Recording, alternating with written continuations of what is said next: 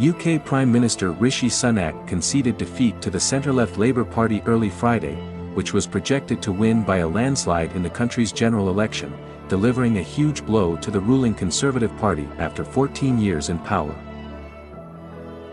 The big picture: incumbents are on a losing streak all over the world, particularly in Europe, where inflation has fueled voter discontent. In Britain, however, the Conservatives' looming defeat is largely of their own making. Former UK Prime Minister Liz Truss, the shortest-serving Prime Minister in British history, was among several prominent Conservative Party lawmakers to lose their seat in the election.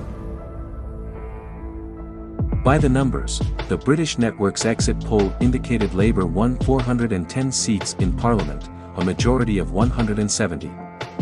Labour was confirmed to have reached the number of members of Parliament required to win a majority, 326, about 5 a.m. Friday local time, according to the official count.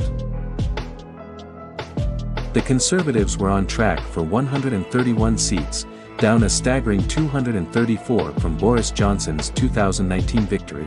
The centrist Liberal Democrats are set to win 61 seats, while Nigel Farage's right-wing populist Reform Party was projected to win 13. What's next? Keir Starmer will become the country's new Prime Minister. What they're saying: Starmer said in his victory speech that he's ready to serve our country, and a mandate like this comes with a great responsibility.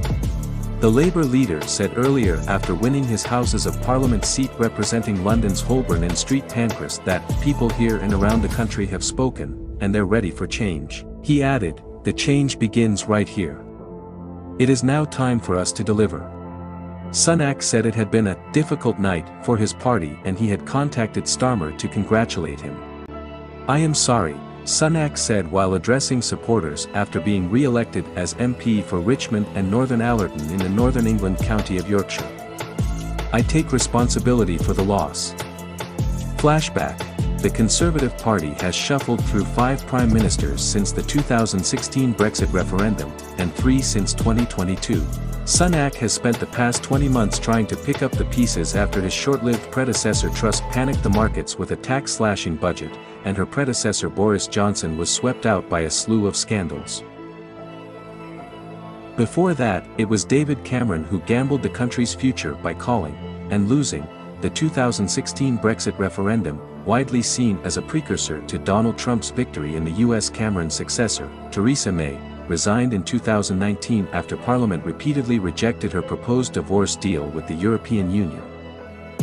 Zoom in: the combined shocks of the pandemic and Brexit battered the economy and decimated public finances.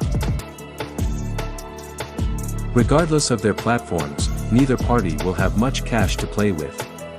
Sunak argued Labour would endanger an economic recovery that's just starting to take hold.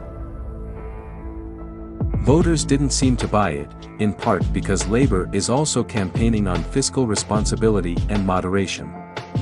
A former prosecutor and human rights lawyer, Starmer pulled the party back to the centre ground after replacing left-winger Jeremy Corbyn as leader in 2020. His critics say he lacks vision and charisma. His backers say his unruffled, pragmatic style is just what the country needs after a prolonged political circus under Johnson and his successors. Starmer's platform is short on eye-catching proposals. He says his priority is to build the foundations for long-term economic growth. The intrigue: in a telling sign of his low expectations, Sunak tweeted 2 days before the election, "Stop the supermajority. Vote Conservative on July 4th." The bottom line: after that election 5 years ago, the Conservatives were flush with confidence and Labour was lost in the political wilderness. On July 4th, the roles officially reversed.